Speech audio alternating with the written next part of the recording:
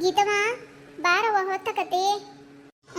ಬಿಸಿಲತ್ತಿಗೆ ದೇವಸ್ಥಾನಕ್ಕೆ ಹೋಗ್ಬರೋಣಂತ ಬಾರವ ಬೇಗ ಬೇಗ. ಹಾ ಅತ್ತೆ ಬಂದೆ ಬಂದೆ, ಒಂದೇ ಒಂದು ನಿಮಿಷ ಬಂದೇ ಬಿಡ್ತೀನಿ. ರೀ ನೋಡ್ರಿ ಸೀರೆ ಚೆನ್ನಾಗೈತೇನ? ದೇವಸ್ಥಾನಕ್ಕೆ ಹೊಂಟಿದ್ವಲ್ಲ ಅದಕ್ಕೆ ಹಾಕೊಂಡಿದ್ದೆ. ಚೆನ್ನಾಗೈತೆ ಇದು ಸೀರೆ. ಚಂದ ಆಗೈತಿ ಅಂತ ಕೇಳ್ತೀಯಲ್ಲ ಯಪ್ಪ, ಹೆಂಗೆ ಹೇಳೋದು? ಭಲೆ ಭಲೆ ಚಂದದ ಚಂದುಳ್ಳಿ ಹೆಣ್ಣು ನೀನು, ಮಿಂಚು ಕೂಡ ನಾಚುವ ಮಿಂಚಿನ ಬಳ್ಳಿ ನೀನು, ನಿನ್ನ ಚಂದ ಹೊಗಳಲು ಪದಪುಂಜ ಸಾಲದು, ನಿನ್ನ ಕಂಗಳ ಕಾಂತಿಗಳಿಂದಾನೆ ತಾನೇನೆ ಊರೆಲ್ಲ ಹೊಂಬೆಳಕು, ನೀನು ಹೆಜ್ಜೆಯ ಇಟ್ಟಲಲ್ಲೆಲ್ಲಾನು ಕಾಲಾಡಿ ಹೂವಾಗಿ ಬರಬೇಕು. ಭಲೆ ಭಲೆ ಚಂದದ ಚಂದುಳ್ಳಿ ಹೆಣ್ಣು ನೀನು, ಮಿಂಚು ಕೂಡ ನಾಚುವ ಮಿಂಚಿನ ಬಳ್ಳಿ ನೀನು. ಏಯಪ್ಪ ಶಿವು, ಆಮೇಲೆ ನಿನ್ನ ಹೆಂಡ್ತಿನ ಕುಂದ್ರಿಸ್ಕೊಂಡು ಹಾಡೇಳಂತೆ. ಬಿಸಿಲು ಹತ್ತತ್ತಿಗೆ ನಾವು ದೇವಸ್ಥಾನಕ್ಕೆ ಹೊಂಟವಿ, ಕಳಿಸ್ಕೊಡಪ್ಪ ಮರೆಯ. ಆಮೇಲೆ ಹಾಡೇಳಂತ. ಯವ್ವ, ಅದು ಅದು ಈ ಸೀರೆ ಹೆಂಗೈತಿ ಅಂತ ಕೇಳಿದ್ಲ, ಅದಕ್ಕೆ ನಾನು ಕಳಿಸ್ತೀನಿ ತಗ. ಹೋಗ್ಬಾರೆ ಗೀತಾ. ನನಗೆಲ್ಲ ಅರ್ಥ ಆಯ್ತು ತಗೊಳಪ್ಪ. ಬಾರವಾ ಗೀತಾ ಬೇಗ ಬೇಗ. ಲಘು ಲಘು ಬಾರವಾ, ಮತ್ತೆ ನಿಂತ್ಕೋಬೇಡ. ಮತ್ತೆ ಬಿಸಿಲು ಹತ್ತಿಗೆ ದೇವಸ್ಥಾನಕ್ಕೆ ಹೋಗ್ಬರೋಣಂತ. ಬೇಕಿತ್ತ ನಿಮಗೆ ಅತ್ತೆ ಕೈಲಿ ಸಿಗಾಕೊಂಬಿಟ್ರ? ಏನೋ ಹೆಂಗಾಗೈತಿ ಸೀರೆ ಅಂತ ಕೇಳಿದ್ನಪ್ಪ. ಅದಕ್ಕೆ ಚೆನ್ನಾಗೈತೆ ದೇವಸ್ಥಾನಕ್ಕೆ ಹೋಗ್ಬಾ ಅಂದಿದ್ರೆ ಮುಗಿದೋಗೋದು. ಅದು ಬಿಟ್ಟು ಹಾಡು ಎಡಕಂತ ನಿಂತ್ಕೊಂಡ್ರೆ ಅತ್ತೆ ಒಳಗೆ ಬಂದ್ಬಿಟ್ರು. ಸರಿ ತಗೊಳ್ರಿ, ಹೋಗಿ ಬರ್ತೀವಿ. ಮತ್ತು ನೀವು ಡ್ಯೂಟಿಗೆ ಹೋಗಿ ಬರ್ರಂಗಾರ ಬೀಗ ನೀಟಾಗಿ ಹಾಕ್ಯಂಡು ಹೋಗ್ರಂಗಾರೆ. ಅಲ್ಲಿ ಪಾಟ್ ಹತ್ರ ಇಡ್ರಿ, ಬಂದು ತಗೊಳ್ತೇವೆ. ಸಿಗಾಕಣದ್ರಾಗ ಏನೈತೆ ಮಾರಾಯ, ಆಕೆಯನ್ನ ಬೇರೆಕೆಲ್ಲ ನಮ್ಮವ್ವ. ಸರಿ ತಗೋ ಹೋಗ್ಬಾ. ಮತ್ತೆ ಈಗ ಮತ್ತೆ ಒಳಗೆ ಬರ್ತಾಳೆ ನಮ್ಮವ್ವ. ಬಾರವ್ವ ಹೋಗೋಣ, ಬಾರವ್ವ ಹೋಗೋಣ ಅಂತ ಲಘು ಲಘು ಹೋಗಿ ಬರ್ರಿ ಹಂಗಾರೆ. ನಾನು ಡ್ಯೂಟಿಗೆ ಹೋಗಿ ಬರ್ತಾನ. ಅಲ್ಲಿ ಆ ಸಣ್ಣ ಗಿಡದ ಹತ್ರ ಇಟ್ಟಿರ್ತಾನೆ ನೋಡಿ ಕೀನ. ಸರಿ ಸರಿ ಆಯ್ತು, ಸರಿ ತಗೊಳ್ರಿ. ನನ್ನ ಹೆಂಡತಿ ಸೂಪರ್, ಸುಂದ್ರಿ, ಹಿಂದಿಂದನೂ ಸೂಪರಾಗಿ ಕಾಣ್ತಾವಳೆ. ಏನೋ ದೇವರು ಚಂದಾಗಿರೋ ಹೆಂಡ್ತಿನೂ ಕೊಟ್ಟವನೆ, ಒಳ್ಳೆ ಗುಣ ಇರೋ ಹೆಂಡ್ತಿನೂ ಕೊಟ್ಟವನೆ. ಈಗ ನೋಡ್ಕೊಂತ ನಿಂತ್ಕೊಂಡ್ರೆ ಹೊತ್ತೋಗಿದ್ದ ಗೊತ್ತಾಗಂಗಿಲ್ಲ. ತೆಗಿಯಪ್ಪ, ಲೇಟ್ ಆಕತಿ, ಡ್ಯೂಟಿಗೆ ಹೋಗೋಣ. ಅತ್ತೆ ಎಷ್ಟು ಚೆನ್ನಾಗಿ ಅಲಂಕಾರ ಮಾಡಿದ್ರಲ್ಲ ದೇವರಿಗೆ. ನನಗಂತೂ ಭಾಳ ಇಷ್ಟ ಆಯಿತು. ಈ ಡೆಲಿವರಿ ಟೈಮ್ನಾಗೆ ದೇವಸ್ಥಾನಕ್ಕೆ ಬಂದಿದ್ದು ಎಷ್ಟೋ ಮನಸ್ಸಿಗೆ ಸಮಾಧಾನ ಅನಿಸ್ತತ್ತೆ. ಮನೆಗೆ ಕುತ್ಕೊಂಡು ಬೇಜಾರಾಗಿತ್ತು. ಭಾಳ ಚೆನ್ನಾಗತ್ತತ್ತೆ ನೀವು ನನಗೆ ದೇವಸ್ಥಾನಕ್ಕೆ ಹೋಗೋಣ ಅಂದಿದ್ದು. ಇಲ್ಲಿ ಬಂದಮೇಲೆ ಒಂಚೂರು ಏನೋ ಒಂಥರ ಧೈರ್ಯ ಬಂದಂಗಾಯ್ತು. ಹೆಂಗಪ್ಪ ಡೆಲಿವರಿ ಆಗೋಕ್ಕೆ ಸ್ವಲ್ಪ ಭಯ ಆಗೋದು. ದೇವಸ್ಥಾನಕ್ಕೆ ಬಂದಮೇಲೆ ಒಂಚೂರು ಹಂಗೆ ಧೈರ್ಯ ಮತ್ತು ಸಮಾಧಾನ ಬಂತು ಅತ್ತೆ. ಹೂನವ, ದೇವ್ರಿಗಿಂತ ದೊಡ್ಡರು ಯಾರದಾರ ಹೇಳು? ಅವನ ಧೈರ್ಯ, ಅವನ ಸುಖ, ಅವನ ದುಃಖ ಎಲ್ಲದು ಅವಂದ ನೋಡು. ಅದಕ್ಕೆ ಮತ್ತೆ ನಿನಗೆ ಮತ್ತು ಇನ್ನೇನು ಒಂದು ವಾರ ಉಳಿತಲ್ಲ, ಡೆಲಿವರಿ ಡೇಟ್ ಕೊಟ್ಟಿದ್ರಲ್ಲ ಡಾಕ್ಟರು, ಅದಕ್ಕೆ ಕರ್ಕೊಂಡು ಹೋಗೋಣ ಅಂತ ಯಾಕೆ ಅನ್ನಿಸ್ತಾ. ನಿನ್ನೆ ಸಾಯಂಕಾಲದಿಂದ ನಂಗೆ ಅನ್ನಿಸ್ತು. ಅದಕ್ಕೆ ಮತ್ತೆ ಇನ್ನೇನು ಸಾಯಂಕಾಲ ಕರ್ಕೊಂಡು ಹೋಗೋದು ಅಂದು, ಅದಕ್ಕೆ ಬೆಳಗ್ಗೆ ಕರ್ಕೊಂಡು ಹೋಗೋಣ ಅಂದು ಬಂದೆ ನೋಡು. ಅಂತೂ ನೀನು ನಡ್ಕೊಂತ ಬಂದೆಲ್ಲ ಬಿಡವ ಅಲ್ಲಿಂದ. ಬಾರಿ ಗಟ್ಟಿ ನೀನು. ಓ ಪಾರಮ್ಮ ಗೀತಕ್ಕ ಬಂದಿದ್ದಾರೆ ದೇವಸ್ಥಾನಕ್ಕೆ. ನೋಡು ಇಬ್ರು ಬಂದಾರ, ಅತ್ತೆ ಸೊಸಿ. ಪರಮ ಪರಮ. ವಿಮಲಾ, ಶ್ವೇತಾ, ನೀವು ದೇವಸ್ಥಾನಕ್ಕೆ ಬಂದಿರೇನು? ದೇವಸ್ಥಾನಕ್ಕೆ ಬರ್ತಾನೆ ಅಂದಿದ್ರು, ಒಟ್ಟಿಗೆ ಬರ್ಬೋದಿತ್ತಲ್ಲ 4 ಜನನು. ಅಯ್ಯ ಪಾರಮ್ಮ, ಶ್ವೇತಾ ಅಂದ್ಲು ಬಾ ಅಲ್ಲಿ ಗೀತಕ್ಕನು ಕರ್ಕೊಂಡು ಹೋಗೋಣ, ಮತ್ತೆ 3 ಜನ ಹಾಕವಿ, ಮತ್ತೆ ಪಾರಮ್ಮನು ಕರ್ಕೊಂಡು ಹೋಗೋಣಂತೆ ಅಂತ ಅಂದ್ಲು. ನಾನು ಗೀತಕ್ಕಗ ಇನ್ನೇನು ಡೆಲಿವರಿ ಡೇಟ್ ಹತ್ರ ಬಂದದವನ, ಕಳಿಸ್ತೀಯಲ್ಲ ಬಿಡು ನೀನು ಅನ್ಕೊಂಡು ನಾವಿಬ್ರು ಬಂದ್ವ. ಬೇ ನೀವು ಬರ್ತೀವಿ ಅಂದಿದ್ರೆ ಮತ್ತೆ ಮನೆಗೆ ಬಂದು ಒಟ್ಟಿಗೆ ಬರೋಕ್ಕೆ ಬರ್ತಿತ್ತು. ಏನು ಹೇಳ್ಬೇಕ ಬೇಡ ನೀನು ಮುಂಚೆನೆ. ಇದೇನು ದೇವಸ್ಥಾನ 106 ಕಿಲೋಮೀಟ್ರ್ ಐತನ? ಕಳ್ಸಲ್ಲ ಅನ್ನಕ್ಕೆ ಒಂದು 10 ಹೆಜ್ಜೆ ನಡೆದ್ರೆ ಸಾಕವ ದೇವಸ್ಥಾನ ಬರ್ತೈತಿ. ಮತ್ತು ನಾವು ನಿನ್ನೆ ಸಾಯಂಕಾಲನ ಕರ್ಕೊಂಬರೋಣ ಅಂದೆ, ಸಾಯಂಕಾಲ ನೀನು ಕರ್ಕೊಂಬರೋದು ಅಂದು ಈಗ ಬೆಳಗ್ಗೆ ಬಂದ್ವಿ ನೋಡು. ಏನಾಯ್ತು ಬಿಡು. ಈಗಾರ ಸಿಕ್ಕರಲ್ಲ ಜೊತೆಗೆ ಹೋಗೋಣ ಅಂತಡೀರಿ, ಒಂದು ಹೆಜ್ಜೆ ಕುತ್ಕೊಂಡು ಹೋಗೋಣ ಅಂತ ನಡೀರಿ. ಅಪ್ಪ ನಮ್ಮಪ್ಪ ಈಶ್ವರ, ಜಗದೀಶ್ವರ, ಪರಮೇಶ್ವರ, ಉಮಾಮೇಶ್ವರ ಕಾಪಾಡಪ್ಪ, ಎಲ್ಲನೂ ಚೆನ್ನಾಗಿಟ್ಟಿರಪ್ಪ. ನಡೀರಿ ವಿಮಲಾ, ಶ್ವೇತಾ, ಒಂದು ಹೆಜ್ಜೆ ಕುಂತಿದ್ದು ಹೋಗೋಣ ಅಂತ ನಡೀರಿ. ಬಾರಬೇ ಅಲ್ಲಿ ಕುತ್ಕೊಂಡು ಬರ್ರಿ, ಚೆನ್ನಾಗೈತೆ. ಅಪ್ಪ ಎಷ್ಟು ತಣ್ಣಗೈತಿ ಇಲ್ಲಿ, ಇಷ್ಟು ಪ್ರಶಾಂತವಾಗಿ ನೆಮ್ಮದಿ ಅಂತ ಅನಿಸ್ತದೆ ನೋಡಪ್ಪ.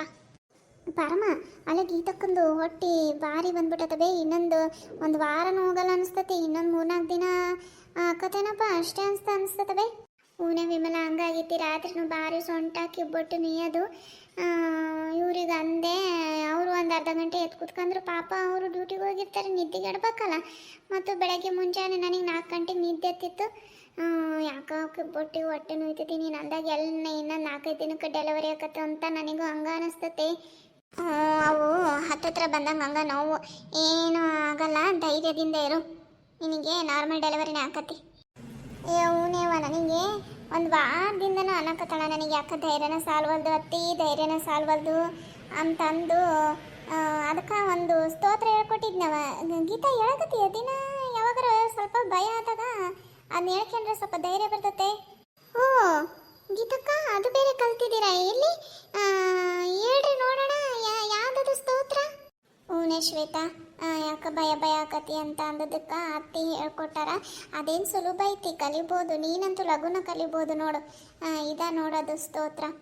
ಜಯವರ ವರ್ಷಿಣಿ ವೈಷ್ಣವಿ ಭಾರ್ಗವಿ ಮಂತ್ರಸ್ವರೂಪಿಣಿ ಮಂತ್ರಮಯೇ ಸುರಗಣ ಪೂಜಿತ ಶೀಘ್ರ ಫಲಪ್ರದ ಜ್ಞಾನ ವಿಕಾಸಿನಿ ಶಾಸ್ತ್ರನುತೆ ಭಯಹಾರಿಣಿ ಪಾಪ ವಿಮೋಚಿನಿ ಸಾಧು ಜನಾಶ್ರಿತ ಪಾದಯುತೆ ಜಯ ಜಯ ಹೇ ಮಧುಸೂದನ ಕಾಮಿನಿ ಧೈರ್ಯ ಲಕ್ಷ್ಮಿ ಸದಾ ಪಾಲಯ ಮಾಂ.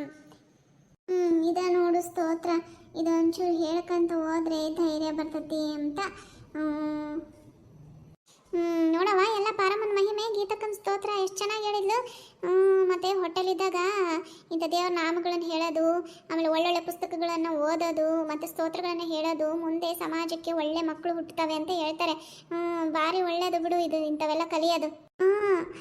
ವಿಮಲಕ್ಕ, ಮತ್ತು ಮಹಾಭಾರತದಲ್ಲಿ ಕೃಷ್ಣ ಕೂಡ ಅಭಿಮನ್ಯು ತನ್ನ ತಾಯಿ ಗರ್ಭದಲ್ಲಿ ಇದ್ದಾಗ ಕರ್ಕೊಂಡು ಹೋಗ್ಬೇಕಾದ್ರೆ ತವ್ರ ಮನೆಗೆ ಸುಭದ್ರೆಯನ್ನ, ಅವಾಗ ಇದು ಯುದ್ಧ ನಡೀತಾ ಇರಬೇಕಾದ್ರೆ ಚಕ್ರವ್ಯೂಹವನ್ನು ಹೇಗೆ ಭೇದಿಸಬೇಕು ಅಂತೇಳಿ ಹೇಳಿದ್ರಂತೆ. ಅದನ್ನು ಕೇಳಿಸ್ಕೊಂಡೆ ಮತ್ತು ಅಭಿಮನ್ಯು ಕುರುಕ್ಷೇತ್ರ ಯುದ್ಧದಲ್ಲಿ ಚಕ್ರವ್ಯೂಹವನ್ನು ಭೇದಿಸೋದು ಕಲ್ತಿದ್ದು.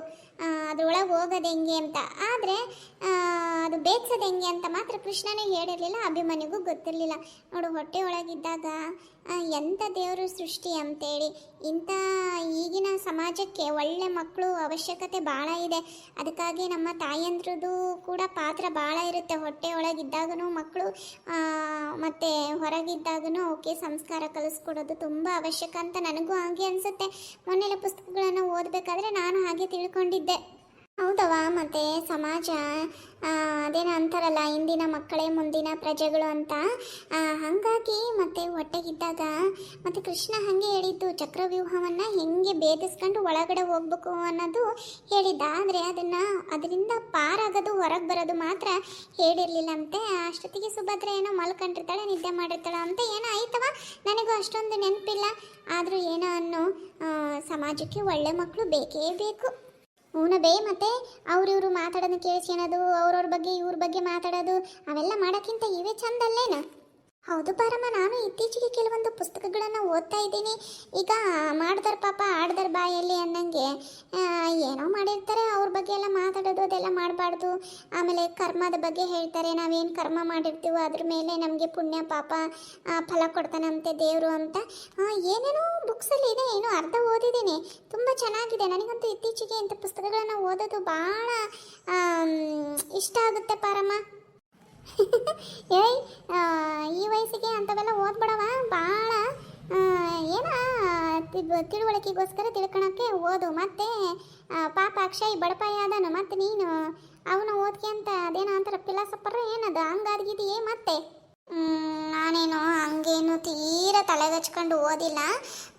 ನಾನು ಹೇಳಿಲ್ಲ ಅವತ್ತೆ ಪಾನಿಪುರಿ ಗೋಬಿಗೋಸ್ಕರನಾದರೂ ಮಕ್ಕಳು ಮಾಡ್ಕೊಂತೀನಿ ಅಂತ. ನನಗೂ ಪ್ರೆಗ್ನೆಂಟ್ ಆಗ್ಬೇಕು ಅಂತ ಆಸೆ. ಗೀತಕ್ಕೆ ನೋಡಿ ನೀವು ಆಕಿ ಕಾಳಜಿ ಮಾಡೋದು ನೋಡಿ ನಾನು ಯಾವಾಗ ಪ್ರೆಗ್ನೆಂಟ್ ಆಕಿನೋ ಅಂತ ಕಾಯ್ತದಾನೆ. ಹೌದು ವಿಮಲ, ಇವತ್ತು ಅಮಾವಾಸ್ಯೆ ಎಲ್ಲ ಪ್ರಸಾದ ಇರ್ತೈತೆ ದೇವಸ್ಥಾನದಾಗೆ, ಉಂಡೋಗಂಡು ಬರ್ರಿ ಸುಮ್ಮನೆ. ಅಯ್ಯೋ ಹೌದಾ? ನನಗಂತೂ ದೇವಸ್ಥಾನದಾಗಿರೋ ಪ್ರಸಾದ ಕೊಡ್ತಾರಲ್ಲ ಭಾರಿ ಇಷ್ಟ. ಪರಮ ವಿಮಲಕ್ಕ ಗೀತಕ್ಕ ಬರ್ರಿ ಹೋಗೋಣ, ಪ್ರಸಾದ ತಗೊಂಡೆ ಮನೆ ಕಡೆಗೆ ಹೋಗೋಣಂತೆ ಬರ್ರಿ. ಸರಿ ತಗೊಳವ. ರತ್ನಿ ಬಾಗಿ, ನೀವು ಬಂದಿದ್ರಿ ದೇವಸ್ಥಾನಕ್ಕೆ? ಬೆಳಗ್ಗೆನ ಬಂದಿದ್ವಿ ನಾವು. ಅಲ್ಲೇ ದೇವಸ್ಥಾನಕ್ಕೆ ಹೋಗಿ ಪ್ರಸಾದ ಊಟ ಮಾಡ್ಕೊಂಡು ಹಂಗೆ ಬಂದ್ವಿ ಹೊರಗೆ. ನೀವು ಕಂಡ್ರಲ್ಲ, ಹಂಗೆ ಬಂದ್ವಿ ಕಡೆಗೆ. ನೀವೇಟತ್ತಿಗೆ ಬಂದಿದ್ರಿ? ಅಲ್ಲ ಉಂಡ್ರೆ ಪ್ರಸಾದನ? ಇನ್ನು ಇಲ್ಲ ಬೇರೆ ನಮ್ಮ ಈಗ ಹೋಗ್ಬೇಕು ಅಂತ ಹೊಂಟಿದ್ವಿ ನೋಡು, ಅಷ್ಟೊತ್ತಿಗೆ ನೀವು ಬಂದೇ ಬಿಟ್ರಿ. ಏನು ಮಾಡಿರಬೇ ಪ್ರಸಾದಕ್ಕೆ? ಇವತ್ತು ಅಮಾಸಲೆ ವಿಮಲಾ, ಅದಕ್ಕೆ ಗೋಧಿ ಹುಗ್ಗಿ ಮತ್ತು ಇದು ಎಂಥದ್ದು ಮುಳುಗಾಯಿ ಕಡ್ಲಿಕಾಳು ಹಾಕಿ ಪಲ್ಯ ಮಾಡಿದ್ದಾರೆ, ಉಪ್ಪಿನಕಾಯಿ, ಅನ್ನ ಸಾಂಬಾರು ಚೆನ್ನಾಗಿತ್ತು. ಹೋಗ್ರಿ ಉಣ್ಣೋಗ್ರಿ. ಏಯ್ ಎಂತ ಚೆನ್ನಾಗೈತೆ ರೀ ಗೋಧಿ ಪಾಯಸ ಅಂತೂ ಭಾರಿ ಚೆನ್ನಾಗೈತೆ. ಅದಕ್ಕೆ ಉತ್ತುತ್ತಿ, ದ್ರಾಕ್ಷಿ, ಗೋಡಂಬಿ ಎಲ್ಲ ಹಾಕಿದ್ದಾರೆ, ಭಾರಿ ಮಸ್ತ್. ಅಯ್ಯಪ್ಪ ಮಸ್ತ್ ಮಾಡಿದಾರ, ಉಣ್ಣೋಗ್ರಿ. ಹೂನೇ ಚೆನ್ನಾಗಿ ಮಾಡಿದ್ದಾರೆ ಪಾಯಸ, ಅನ್ನ ಸಾಂಬಾರು. ಈ ಪರಾತ್ನಿ ಅಂತೂ ಎರಡೆರಡು ಸರಿ ಹಾಕ್ಸ್ಕೊಂಡು ಉಣ್ಲೆ ಪಾಯಸನ. ಸುಮ್ಮನಿರೆ, ಈಕೆ ಅಂತೂ ಆಡ್ಕೊಂತಾಳೆ ನೋಡ. ನಾನು ಏನು ಮಾಡಿದ್ರು ಕಷ್ಟ ಈಕೆಗೆ. ಪಾಯಸ ಚೆನ್ನಾಗಿತ್ತವ, ಇನ್ನೊಂದ್ಸರಿ ಹಾಕ್ಸ್ಕೊಂಡು ಉಂಡೆ, ಅದ್ರಾಗ ಏನು ತಪ್ಪ? ಈಕೆ ಒಂದೊಂದ್ಸರಿ ಹಾಕ್ಸ್ಕೊಂತಾಳೆ ಅಂದು ನಾವು ಒಂದೊಂದ್ಸರಿ ಉಣ್ಣಕತ್ತ, ಹೊಟ್ಟೆ ತುಂಬ ಉಣ್ಣಬೇಕು. ಆಯ್ತು ಬಿಡವ, ಆಯ್ತು ಉಂಡಲ್ಲ ಈಗ. ಸರಿ ತಗ, ಬರ್ರೆ ಹೋಗೋಣ. ಗೀತಾ, ಎಂತ ಚೆನ್ನಾಗೈತೆ ಸೀರೆ ಇದು, ಭಾರಿ ಚೆನ್ನಾಗಿತ್ತು ನೋಡು. ಬಾರ್ಡ್ರು, ಕೆಂಪು ಸೀರೆ, ಭಾರಿ ಚೆನ್ನಾಗಿದೆ. ಇದು ನೆಕ್ಲೆಸ್ ಎಂತ ಚೆನ್ನಾಗಿತ್ತಲ್ಲ, ಎಲ್ಲಿ ತಗೊಂಡೆ ಇದನ್ನ ಹೇಳಿ? ನಾನು ತಗೊಂತ ನಿಂತದ ನೆಕ್ಲೆಸ್ನ. ಎಂತ ಚೆನ್ನಾಗೈತೆ ನೋಡು. ಸಣ್ಣದಲ್ಲ ಇದು, ದೊಡ್ಡದು. ಇಲ್ಲಿ ಮೇಲೆ ಐತಲ್ಲ, ಇದನ್ನ ಹಾಕಿಂದಲ್ಲ, ಇದನ್ನೇಳಿ ಎಂತ ಚೆನ್ನಾಗೈತೆ ನೆಕ್ಲೆಸ್ಸು. ರತ್ನಮ್ಮ, ಇದು ನಂದಲ್ಲ ಬೇ, ಇದು ನಮ್ಮ ಅತ್ತಿದು. ಅವಾಗ ಹಳೆ ಕಾಲದಾಗ ಮಾಡಿಸಿದ್ದಂತ, ಮತ್ತು ಇವತ್ತು ದೇವಸ್ಥಾನಕ್ಕೆ ಬರ್ತಾನೆ ಅಂದು ಹಾಕ್ಯಂಬಂದೆ ನೋಡು. ಹ್ಞೂ ರತ್ನಿ, ಅದು ನಂದು. ಅಂದ್ರೆ ಇನ್ನೇನು ಅಕ್ಕಿಗೆ ಕೊಡ್ತಾನೆ ಬಿಡು. ನಾನೀಗಾರ ಹೆಣ್ಮಕ್ಳೆಲ್ಲ ಏನನ್ನ, ಅದು ನಾನು ಮದುವೆಗೆ ಮಾಡಿಸಿದ್ದು ನೋಡೋದು. ಎಂತ ಚೆನ್ನಾಗೈತೆ, ಗಟ್ಟಿ ಬಂಗಾರ, ಭಾರಿ ಚೆನ್ನಾಗೈತೆ ಅದು ಡಿಸೈನ್. ಎಂತ ಚೆನ್ನಾಗೈತೆ ಇದು ಡಿಸೈನು. ಒಂದು ದಿನ ಕೊಡೆ ಪಾರಿ, ಇಲ್ಲ ಅಂದ್ರೆ ಫೋಟೋ ತಗೊಂತಾನೆ, ಇದನ್ನ ತಗೊಂಡೋಗಿ ಇಂಥದ ಮಾಡ್ಕೊಟ್ರಪ್ಪ ಅಂತಾನಲ್ಲ, ಚೆನ್ನಾಗೈತಲ್ಲ, ಮಾಡಿಸ್ಕೊಳ್ಳಲ್ಲ ಅಲ್ಲ, ಎಷ್ಟು ಚೆನ್ನಾಗೈತಿದು. ಯವ್ವಾ, ಶ್ವೇತಾ, ಪಾರಮ್ಮ, ಗೀತಕ್ಕ ನಡೀರಿ, ಪ್ರಸಾದಕ್ಕೆ ಹೋಗೋಣ ನಡೀರಿ. ಮತ್ತೆ ಈಗ ಖಾಲಿ ಆಗಿರಿತು, ಭಾರಿ ಜನ ಬರ್ತದಾರೆ. ನಡೀರಿ, ಎದ್ ನಡೀರಿ, ಬೇಬಿ ನಡೀರಿ, ಹೋಗೋಣ. ಒಳ್ಳೆವ. ಅಯ್ಯಪ್ಪ ದೇವ್ರೇ. ಬಾಗಿ ನೋಡ, ಒಂದು ಈಟ್ ಏನಾರು ಕೇಳತ್ತೀಗ ಆಗ ಹೋಗವು ಪುಸುಕ್ನ. ನಿಂದೊಳೆ ಕತಿ, ಮತ್ತೆ ನಿಂದೆಲ್ಲಿ ರಾಡಿ ಕೇಳಕ್ಕೆ ಹೋಗಾರ. ಏನಾರು ನೋಡತ್ತಿ, ಯಾರು ತಗೊಂಡಿ ನಾನು ತಗೋಬೇಕು ಅಂತ ಕೇಳ್ತೀಯ, ಮತ್ತೆ ಬಡ ಬಡ ಹೋದ್ರವ್ರು. ನಡಿ ನಡಿ, ಮನೆಗೆ ಹೋಗೋಣ ನಡಿಯವ. ಇದು ಒಳ್ಳೆ ಕಥೆ ಆತಪ್ಪ ಇವ್ರದ್ದು ಅಷ್ಟ್ರದ್ದು. ಫ್ರೆಂಡ್ಸ್, ಈ ಎಪಿಸೋಡು ನಿಮಗೆ ಇಷ್ಟ ಆದರೆ ಲೈಕ್ ಮಾಡಿ, ಶೇರ್ ಮಾಡಿ, ಕಮೆಂಟ್ ಮಾಡಿ, ಹಾಗೆ ನಮ್ಮ ಚಾನಲ್ನ ಸಬ್ಸ್ಕ್ರೈಬ್ ಮಾಡ್ಕೊಳ್ಳೋದನ್ನು ಮರಿಬೇಡಿ ಫ್ರೆಂಡ್ಸ್. ಹಾಗೆ ವಿಡಿಯೋ ನೋಡಿ ಹಾಗೆ ಹೋಗಬೇಡಿ, ಚಾನಲ್ನ ಸಬ್ಸ್ಕ್ರೈಬ್ ಮಾಡ್ಕೊಳ್ಳಿ.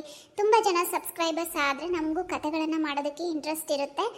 ಪ್ಲೀಸ್ ಫ್ರೆಂಡ್ಸ್, ಸಪೋರ್ಟ್ ಮಾಡಿ, ಸಬ್ಸ್ಕ್ರೈಬ್ ಮಾಡ್ಕೊಳ್ಳಿ. ಧನ್ಯವಾದಗಳು ಫ್ರೆಂಡ್ಸ್. ತಡಿ, ಬಂದೆ ನಾನು.